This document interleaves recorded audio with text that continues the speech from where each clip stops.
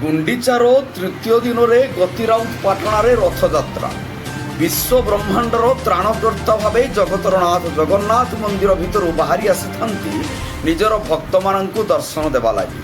ପୁରଠାରୁ ପଲ୍ଲୀ ସାରା ବିଶ୍ୱ ଆଜିର ଦିନରେ ସମ୍ପୂର୍ଣ୍ଣ ଜଗନ୍ନାଥମୟ ହୋଇଯାଇଥାଏ।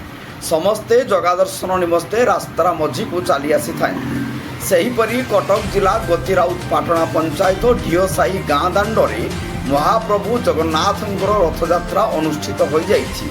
ସୂଚନା ଅନୁସାରେ 100 ବର୍ଷରୁ ଉର୍ଦ୍ଧ୍ୱ ଗତିରାଉତପାଟଣାଠାରେ ଥିବା ମା ହସ୍ତିବାହିନୀ ମନ୍ଦିରଟି ପ୍ରଥମ କରି ଦେବୋତ୍ତର ବିଭାଗକୁ ଗଲା ପରେ ଏବର୍ଷ ବଡ଼ ଧୁମଧାମରେ ରଥଯାତ୍ରା ପାଳନ କରାଯାଇଛି।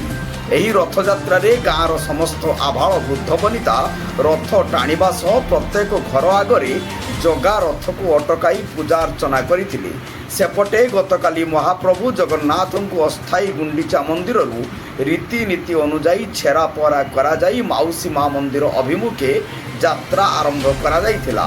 ଆଜି ପୁଣି ଥରେ ବାଜା ବାଣ ଘଣ୍ଟ କୀର୍ତ୍ତନ କରାଯାଇ ଜଗନ୍ନାଥଙ୍କ ରଥକୁ ଭକ୍ତମାନେ ମାଉସୀ ମାଙ୍କ ମନ୍ଦିରକୁ ଟାଣି ଟାଣି ନେଇଯାଇଥିଲେ।